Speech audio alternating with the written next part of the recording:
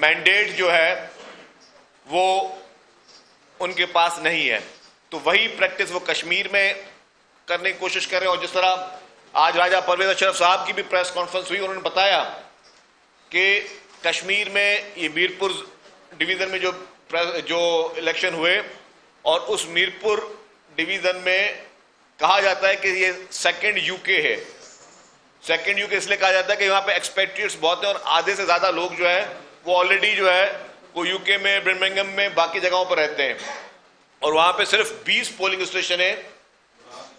यासीन साहब के हल्के की राजा परवेज अशरफ साहब ने आज उन पर रोशनी डाली कि जी 93%, 95%, 80%, 86% और कहीं कहीं पे 99.4% भी वोट जो है वो ठप्पे मार के पीएमएलएन के लोगों ने लिए। तो ये पीपुल्स पार्टी किसी भी सूरत में किसी भी इलाके के लोगों के साथ ज्यादती बर्दाश्त नहीं करेगी। मुस्लिम लीग नवाज जो इस तरह की साजिशें कर रही है कि कश्मीर के अवाम के मैंडेट पे वो डाका डालें, उनको डाका नहीं डालने दिया जाएगा। इससे पहले भी एक और हल्का जो था हमारा, उस हल्के में 110% वोट पड़े। जितने पोलिंग में टोटल वोट है उससे ज्यादा 110% वोट पड़े। तो इलेक्शन कमीशन इमीडिएटली नोटिस ले और यासीन साहब के हल्के और बाकी 3 हल्के जिसमें हमने कहा है इस पर दोबारा इंतखाबात कराए जाएं, और उन पोलिंगों पर जिन पे हमें एतराजात हैं, जिसमें हम शवाहिद मौजूद हैं और लॉजिकल कोई भी शख्स जो है वो पढ़ सकता है कि जी इस पर ज्यादती की गई, तो उसको दोबारा इंतखाबात कराए जाएं। जहां तक बात उसके बाद फिर बयानात की हुई, और इस इलेक्शन में हमने देखा कि पारा जो है वो किस तरह चढ़ा कि ख्वाजा साद रफीक साहब जो हैं वो पाकिस्तान पीपुल्स पार्टी की लीडरशिप पे बात करते हैं, शहीद कायदीन पे बात करते हैं। मतलब जो शख्स दुनिया में ना हो उस पर तो कभी कोई शख्स बात भी नहीं कर सकता, लेकिन ख्वाजा साद रफीक साहब ने शौदा पे बात की। उसके बाद फिर ख्वाजा आसिफ साहब ने कश्मीरी हमारे भाई बहनों पे बात की और उन्होंने कश्मीरियों की तजलील की। ख्वाजा आसिफ साहब ने जिस तरीके से कश्मीरियों की तजलील की वो भी हम बर्दाश्त नहीं कर सकते। ये सब चीजें चल रही थी, लेकिन उसके बाद फिर जो अल्फाज का चुनाव मुस्लिम लीग नवाज की लीडरशिप के तरफ से किया जा रहा है, और फिर कल आपने देखा कि उनकी चीफ मिनिस्टर साहिबा जो कि खुद फॉर्म 47 के तहत धांधली के जरिए, खैराती मैंडेट के जरिए उनकी चीफ मिनिस्टर साहिबा बैठी हुई हैं। वो ख्वाजा आसिफ साहब का एक नेशनल असेंबली में एक जुमला था कि कोई शर्म होती है, कोई हया होती है। ये ख्वाजा आसिफ साहब ने असेंबली के फ्लोर पे कहा था। तो असेंबली के फ्लोर पे उन्होंने ये बात कही, और ये बात हकीकत ये है कि अगर आपको पता है कि आप इलेक्शन में हारे हो, आपको वोट नहीं पड़े, आप जाली मैंडेट के जरिए आप कहीं से एमएनए नहीं बन सके, आप कहीं से एमपीए नहीं बन सके, आप जाली मैंडेट के जरिए आपने सीटें ली और उसी जाली मैंडेट के जरिए आप आके चीफ मिनिस्टर साहबा बन गई।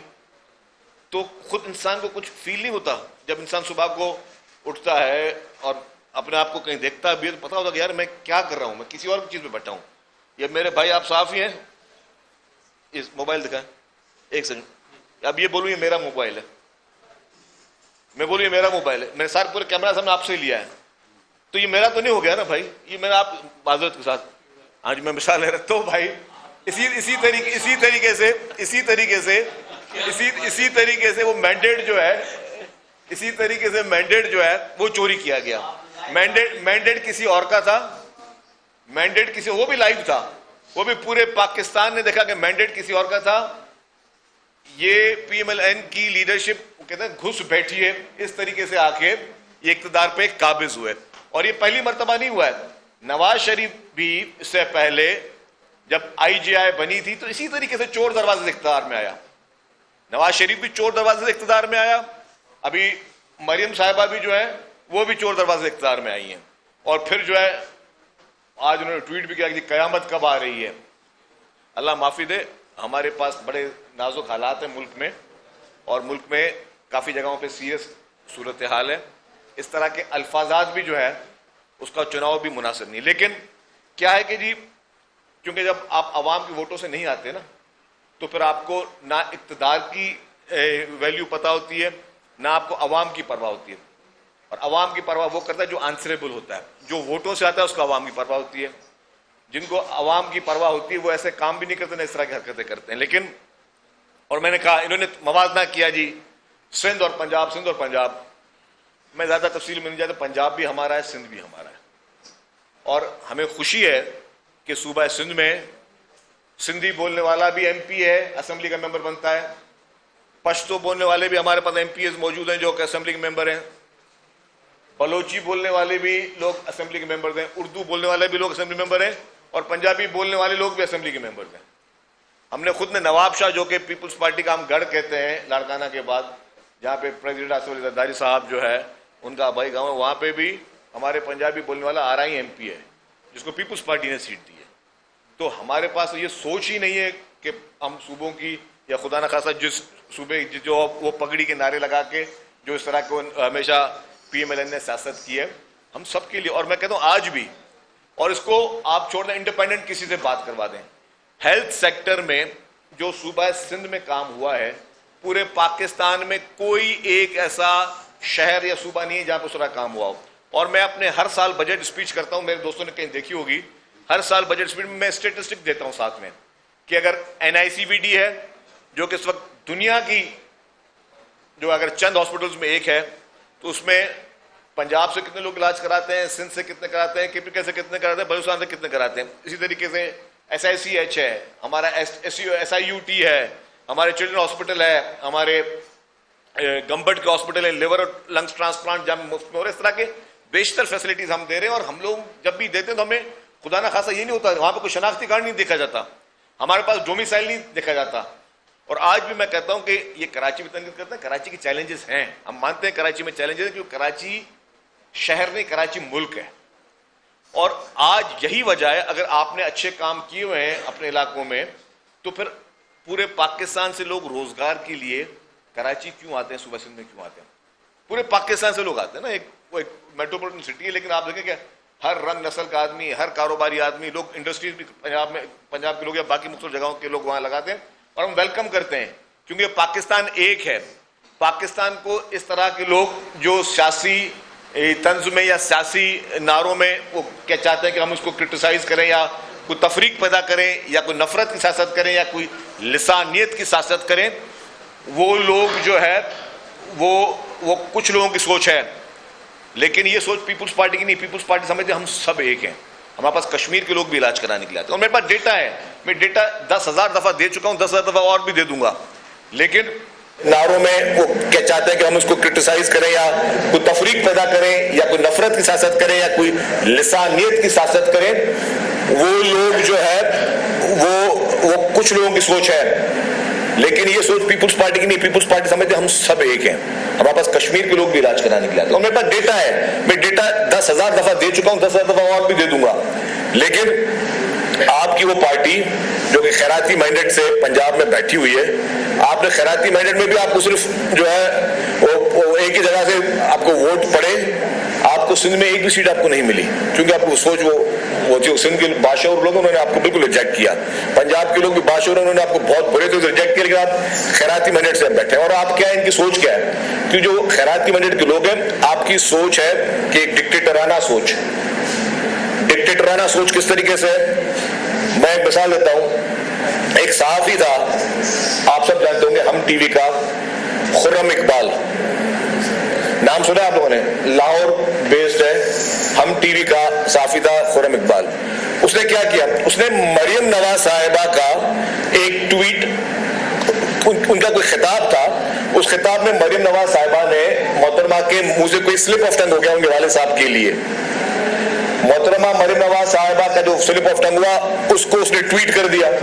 क्या किया उस सहाफी के साथ? उस सहाफी को उठाया, उसमें पर्चा कटवाया, गायब करवाया, पुलिस से गायब करवाया। सादे कपड़ों में पुलिस गई है, उन्होंने उसको उठाया है, उस सहाफी को, उसको मारा है, जदोकोब किया है, और फिर चैनल को बोला कि माफी मांगोगे तो हम तुम्हारा सहाफी को छोड़ेंगे। ये सारे आप मेरे सहाफी दोस्त बैठे हुए ना, तो ये सोच क्या है? ये डिक्टेटराना सोच है। क्यों आप कहते हैं कि जी ये मेरी डिक्टेटराना सोच है।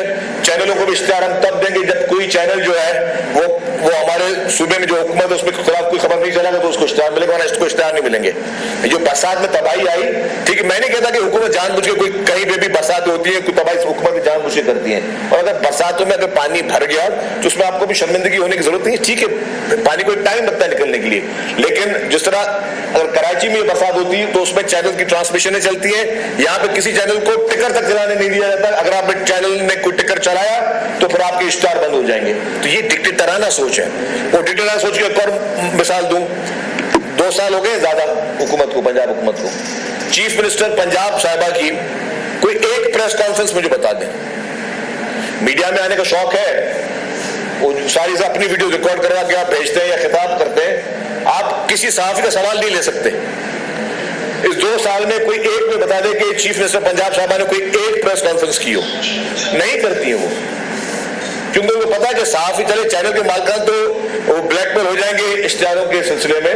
लेकिन किसी सहाफी ने कोई सवाल पूछ लिया अगर कोई उल्टा सीधा, तो उसको तो फिर या तो फिर एक तरीका उसको फिर उठा के ले जाएंगे, वो बोलेंगे तुम्हारे काम हम लोग जो है वो पीका एक्ट के तहत तुम्हारे खिलाफ हम लोग पर्चा काटेंगे और तुम्हें उठा के ले जाएंगे, फिर चैनल के मालिकान से माफी मंगवाएंगे। इसी तरीके से ये किसी सहाफी का सवाल भी ले सकते, कोई इंटरव्यू भी नहीं ले सकते। ये इनके इंटरव्यू आपने देखे आफ्टर चीफ मिनिस्टर नहीं आए होंगे, वो पहले आते थे। वो जब एक इंटरव्यू आया फिर उसमें कहा गया यार ये सवाल काट लो, वो मर्सिडीज की कोई बात ही बताने की ये सवाल काट लो, ये कर दो, वो कर दो। इस तरह के इंटरव्यूज प्लान्ड जो है वो कर सकते हैं, लेकिन ये आम पब्लिक से, आम सहाफियों को सवाल नहीं ले सकते ये लोग। तो करें प्रेस कॉन्फ्रेंस। 2 साल में कौन से लीडर ने नई प्रेस कॉन्फ्रेंस की है? पीपुल्स पार्टी की लीडरशिप ने की, हमारे चीफ मिनिस्टर सिंध बैठे हुए रोजाना प्रेस कॉन्फ्रेंस मीडिया से बात करते हैं, रोजाना सहाफी साहब करते हैं। यहाँ इनको इतना खौफ और डर है कि कोई सहाफी हमसे कोई ऐसा सवाल ना पूछ जाए जो हमारे गले में पड़ जाए। तो ये सिर्फ सोच है। और फिर आप पंजाब के लॉ एंड ऑर्डर की बात करिए, पंजाब में लॉ एंड ऑर्डर की मैं आपको बताऊं, पंजाब में इस वक्त अनफॉर्चुनेटली आपकी हुकूमत में जिस तरीके से एक्स्ट्रा जुडिशियल किलिंग की आपने मिसालें कायम की हैं सीटीडी के जरिए, इसकी मिसाल नहीं मिलती। और अगर आप समझते हैं ये ठीक है, अगर पंजाब में पीएमएलएन हुकूमत समझती है कि ये ठीक है, तो फिर अदालत बंद कर दे, सारी कोर्टों को ताला लगा दें पंजाब में, कि अगर फैसले आपके पुलिस अफसरान ने जो है वो सड़कों पे करने हैं, जिसको देखा उठा के मार दिया, झूठे मुकाबले कर दिए, जी हमने इसको पकड़ा और फिर इसके साथी छुड़ाने आ गए और हम जो है इसको ये उस मुकाबले में मारा गया और थोड़ी पुलिस को खराशें भी आ गई। ये आपने कितने सैकड़ों खून इस वक्त आपके हाथ में रंगे हुए हैं, आपके हाथ सैकड़ों खून। और ये मामूली बात नहीं है, ये पाकिस्तान की जो है वो तमाम उन लोगों को देखना चाहिए कि किस तरीके से, मतलब आप फैसला करने वाले होते कौन है? तो कानून की किताबों को बंद कर दें, अदालतों को बंद कर दें कि अगर आपकी पुलिस ने यह फैसला करना है किसको मारना है किसको नहीं मारना है। और मैंने मिसालें दी ना कि अगर हम टीवी के एक रिपोर्टर जो थे हमारे खुर्रम इकबाल साहब, उसको आपने इसलिए उठाया कि उसने आपकी तकरीर का स्लिप ऑफ टंग ट्वीट किया, तो जंगल का कानून आपने बनाया हुआ था ना। आज भी अगर आप लॉ एंड ऑर्डर की बात करें तो जंगल का कानून आपने पंजाब में बनाया हुआ है कि आपने सीटीडी को इस तरीके से कह दिया कि जी जिसको मर्जी आए, तो कल को जो उनको वोट नहीं देगा उसको मरवा देंगे ये लोग, कल कोई जो इनके खिलाफ बात करे उसको मरवा देंगे। तो ये फैशिस्ट सोच जो है, ये फैशिस्ट निजाम जो आपने बनाया हुआ, क्यों ये निजाम कब आता है? जब आप पब्लिक को आंसरेबल नहीं होते हो, कि जब आप जाली मैंडेट में होते हो, जब आप खैराती मैंडेट में होते हैं, तो ये खैराती मैंडेट वाला लोग ये काम करते हैं। जो आंसरेबल होते हैं, जो असली वोटों से आना होता है, अगर मेरे पास अगर मैं कोई खुदा खासा एक्स्ट्रा जुडिशियल किलिंग होगी तो कहीं में मुझे लोग सड़क में मेरे गिरेबान से पकड़ेंगे कि तुमने मेरा मासूम बच्चा जो है तुमने मार दिया, तुम्हें मेरे मासूम बच्चे को तुमने जो हाफ फ्राई कर दिया, फुल फ्राई कर दिया। ये सारी चीजें पब्लिक तो गिरेबान पकड़ सकती है। जो लोग पब्लिक के वोटों से आते हैं, जो पब्लिक के पास वोट लेने जाते हैं, वो ये काम नहीं करती है। वो खैराती मैंडेट वाले फॉर्म 47 की पैदावार, धांधली की पैदावार, और हर दफा हुकूमत जब मिली है नून लीग को धांधली की तौर गरीब मिली है, कभी इनको जेन्युइन मैंडेट नहीं मिला।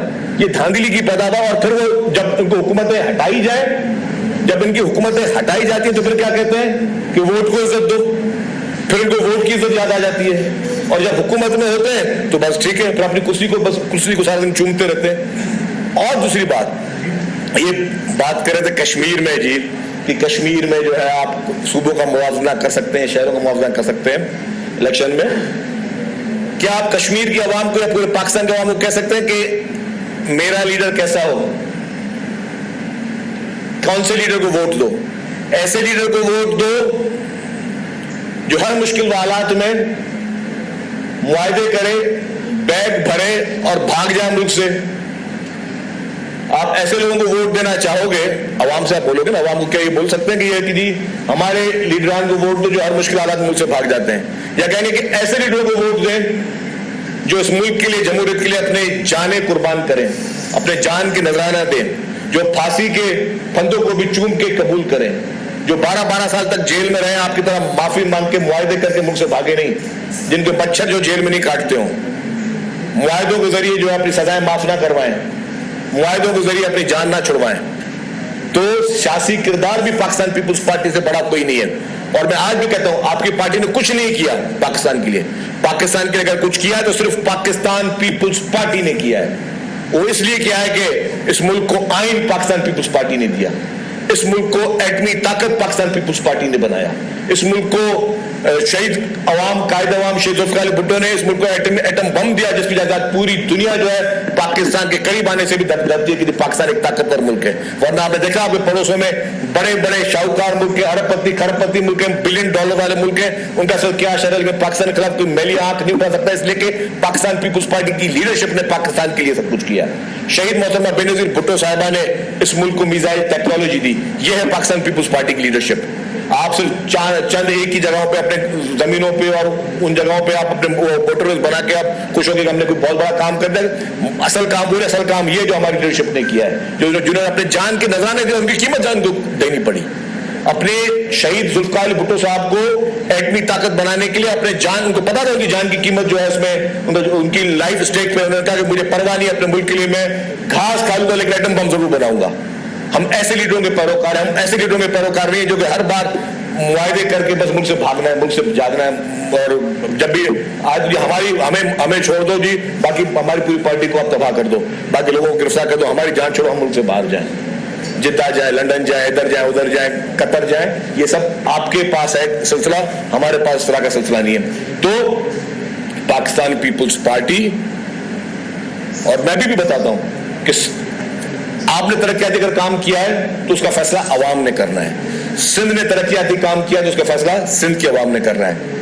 2024 के इंतखाबात को उठा लें, पाकिस्तान पीपुल्स पार्टी का वोट गिनना शुरू कर दें। 2008 में कितने वोट थे, फिर 2013 में कितने वोट मिले सिंध में, फिर 2018 में कितनी सीटें मिली, फिर 2024 में कितनी सीटें मिली। हर बार जो है सीटें प्लस होती गई हैं। और सीटें प्लस होती क्यों गई हैं? कि लोगों की जेन्युइनली खिदमत की पाकिस्तान पीपुल्स पार्टी। वो इलाके जिनको आपने हमेशा इग्नोर किया, वो सेक्टर्स जिसको आप पूछने के लिए तैयार नहीं है, वो इरिगेशन सेक्टर जिसको आप पूछने के लिए तैयार नहीं है, उसको, और हम लोग टेल में होने के बावजूद हमने लाइनिंग्स की है बैठकर, क्यों हमें पता है कि हमें तो पानी हमें खैरात में मिलता है, कि जितना पानी मिलता है उसको हम किस तरीके से अपने टेलेंटर्स को दें और लोगों तक हम लोग पक्की उनको सड़कें उनको पक्की वो करके दें कि जहाँ पे हमको खिदमत कर सकें, उनकी लोगों को पानी दे सकें। क्योंकि हमारे पास हमारा सोचना जो है वो किसान के लिए, मजदूर के लिए, आपकी तरह जो हमारा सोचना जो जागीरदार के लिए, सरमाएदार के लिए नहीं है।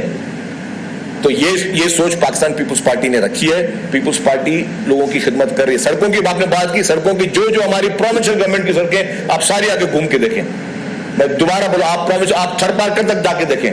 थरपारकर कोयले के लिए $1 बिलियन से ऊपर जो है गवर्नमेंट ऑफ सिंध ने खर्चा किया है, $1 बिलियन से ऊपर। और वो थरपारकर कोयला कहाँ जाता है? पूरे पाकिस्तान के बिजली के सोल्यूशन के लिए जा रहा है। वो जो नेशनल ग्रिड में बिजली जा रही है वो सिंध को नहीं मिल रही, वो पूरे पाकिस्तान को मिल रही है। ये शहीद मोहतरमा बेनजीर भुट्टो साहबा का ख्वाब था, उन्होंने इसकी शुरुआत डाली। जब मियां नवाज शरीफ साहब की हुकूमत है, आपने उस प्रोजेक्ट को शेल्फ कर दिया, आपकी सोच ये थी। तो हमने उस प्रोजेक्ट को कंप्लीट किया। हेल्थ सेक्टर में सबसे ज्यादा हम लोग काम कर रहे हैं, हर सेक्टर में हमारे काम को, ट्रांसपोर्ट की बात करें, ईवी बसेस आपने तो अब लेके आया, आपको तो वो सिखाया हमने। ईवी बसेस पाकिस्तान में सबसे पहले पाकिस्तान पीपुल्स पार्टी की सिंध हुकूमत लेके आई, आप तो बाद में शुरू हुए हैं। आपने खुसूसी बच्चों की कल बात की, मोहतरमा चीफ मिनिस्टर साहिबा ने, खुसूसी बच्चों के लिए जो हॉस्पिटल आप सिंध के हर जिले में आपको खुसूसी बच्चों के लिए हॉस्पिटल मिलेंगी, state of the art hospital मिलेगी। और जहां पे आपके चाचा की हुकूमत है, फेडरल गवर्नमेंट ने सिंध हुकूमत से MOU साइन किया कि हमें भी इस तरीके का हॉस्पिटल इस्लामाबाद में बना के दें। पब्लिक प्राइवेट पार्टनरशिप पूरी दुनिया में 6 नंबर पे पाकिस्तान का नाम आता है, और सिंध की वजह से आता है, क्योंकि सिंध के प्रोजेक्ट प्राइम मिनिस्टर साहब मेरे सामने बैठ के पर्सनली और आपके फाइनेंस मिनिस्टर साहब कह चुके हैं कि पब्लिक प्राइवेट पार्टनरशिप का मॉडल सीख रहा है, तो सिंध से सीख हो जाते हैं। आप सिर्फ अपनी नफरत में चंद वोटों के लिए आप पोडियम पे खड़े होकर सूबों को बुरा भला बोलते हैं, आप शहरों का तमस्कुर उड़ाते हैं, आप मुख्तलिफ इलाकों का तमस्कुर उड़ाते हैं। आपकी सोच यह है कि सिर्फ चंद वोटों के लिए आप नफरत की और जो है तकसीम की बात करें, चंद वोटों के लिए, चंद सीटों के लिए आप जो है वो लिसानियत की बात करें। मैंने कहा कि पूरा पाकिस्तान हमारा है, और देखिए पाकिस्तान पीपुल्स पार्टी को चारों सूबों में जो है वो पजीराई मिली। गिलगित बल्तिस्तान में आपने बहुत सारे वहां पे भी वादे किए कि हम सड़कें बना देंगे, हम ये कर देंगे, नवाज शरीफ साहब भी गए, वहां पे आपको लोगों ने पजीराई नहीं दी। अभी भी जो हमें गिलगित बल्तिस्तान में सीटें मिली है वो सीटें हमारी से ज्यादा थी। आप उठा ले जियो टीवी की ट्रांसमिशन रात को कितनी सीटें जियो टीवी उस बता रहा है, जो कंफर्म सीट बता रहा है कि 10 सीटें पीपुल्स पार्टी जीत गई, वो तो फिर बाद में कम होना शुरू हुई है सीट्स हमारी। तो ये बातें ना करें मेहरबानी करके। ये आप आज भी कश्मीर इलेक्शन में आपकी वफाकी वज़ीर वहां क्या कर रहे हैं, क्या काम होंगे आपके वफाकी वज़ीर का वहां पे? कल भी मैं देखा था एक टीवी शो पे इनके वफाकी वज़ीर कहते कि मैं तो 15 दिन से वहीं पे था। भाई आपका क्या काम 15 दिन से आप वहां पे थे? कश्मीर की आवाम को दे के कश्मीर की आवाम कश्मीर का फैसला करे, उन मासूम कश्मीरियों को दे के वो अपना फैसला करें। आप लोग बाकी गवर्नमेंट का इन्फ्लुएंस यूज करते हैं, आप लोग आके वहां पे धांधली की कोशिश करते हैं, और आप धांधली करते हैं। मैंने बताया कि 3 हफ्तों में तो हमने प्रूफ एविडेंस के साथ दे दी कि आपने धांधली की है। तो ये चंद गुजारिशात थी। मैं समझता हूं कि तलखियों को बढ़ाना अगर पीएमएलएन का वतीरा है तो 100 बिस्मिल्लाह, वो तलखियां बढ़ाए, पीछे पीपुल्स पार्टी भी नहीं हटेगी। और अगर पीपुल्स पार्टी के मैंडेट को चोरी करने की पीएमएलएन और वफाकी हुकूमत ने कोशिश की तो डेफिनेटली पाकिस्तान पीपुल्स पार्टी उसकी भरपूर जो है उसका आईनी और कानूनी तरीका अख्तियार करेगी। लेकिन पीपुल्स पार्टी आपको डाका डालने नहीं देगी। 2024 में आप डाका डाल चुके हो, खैराती मैंडेट में बैठे हो, खैराती इक्तदार में आप लोग बैठे हो। उस खैराती मैंडेट में मैं कहूँ जो किराएदार आता है ना, वो आता है किराए पर रहने के लिए घर पे, वो रेंटल कानून भी बने, आता है कि मैं किराए पर घर रहना, फिर 1 साल खत्म होता है बोलते अब तो मैं मालिक हूँ जी, अब कोर्ट से खाली करवाओ। ये भी रेंट एग्रीमेंट पे इक्तदार पे आके बैठे हुए हैं। इनका रेंट जो है वो अब बोलते हैं हम मालिक है। तो इस तरीके से इन मालिकों को जी आपको ये इक्तदार कबूल हो, लेकिन आपने वहां पे डाका डाल दिया, अब आपको डाका डालने नहीं दिया जाएगा। पार्टी ने बड़ा शदीद रद्द दिया। ये बताइए कि आइंदा जो इंतखाबात में जो 2 मरहले हैं बाकी है, उसमें कहीं इलेक्शन का बाइकाट का ऑप्शन गौर किया जा रहा है पीपुल्स पार्टी में? नहीं जी, पीपुल्स पार्टी मैदान छोड़ कभी नहीं जाएगी, ना कोई बाइकाट होगा, ना कोई बाइकाट करेंगे, लेकिन धांधली करने पीएमएलएन को नहीं देंगे। सोनिया सर, ये जो आपने स्टेटमेंट बताया जो पीपुल्स पार्टी के ऊपर कर रही है कि जहां पर जीत जाते हैं वहां पर कहते धांधली नहीं हुई, लेकिन जहां से हार जाते हैं वहां पर रोना धोना शुरू कर देते हैं कि धांधली हुई है। ये स्टेटमेंट पहले पीपुल्स पार्टी पीटीआई के लिए भी कहती थी, लेकिन आज नून लीग पीपुल्स पार्टी के लिए कह रही है। दूसरा, जब इस तरह के बयानात सामने आते हैं तो हम देखते हैं कि दोनों जानिब से जो सीनियर क़यादत होती है उनका आपस में राब्ता होता है।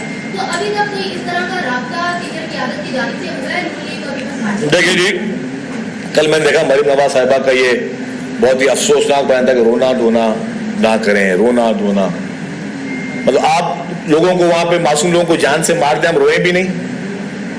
आप जो है हमारे नियत वोटरों को वहां शहीद कर दें, हम रोए भी नहीं। आपके उम्मीदवार वहां पे खुलेआम सरेआम फायरिंग करते रहे, हवाई फायरिंग करते रहे, इलेक्शन कमीशन खामोश तमाशाई बनते बैठे तो हम तो रोए भी नहीं। और ये जो बात है ना कि ये अजीब गरीब है, ये भी एक माइंड सेट है। जो रो रहा है शायद वो कमजोर है, जो जुल्म कर रहा है वो मजबूत है। ये भी इंसानी फितरत होती है। तो मैं समझता हूं कि इस वक्त इक्तदार के नशे में नून लीग की क़यादत मौजूद है, और ये इक्तदार का नशा जो है ना ये ज्यादा दिन चलने वाला नहीं है।